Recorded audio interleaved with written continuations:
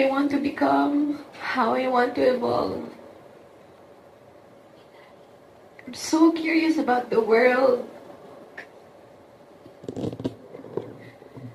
And the truth is, I am going through changes. And alam naman natin yun, change is either good or bad. But what I hate about change is that it's inevitable. Di mo siya matatakasan. And wala ka nang ibang gawin kundi you have to face it and confront it.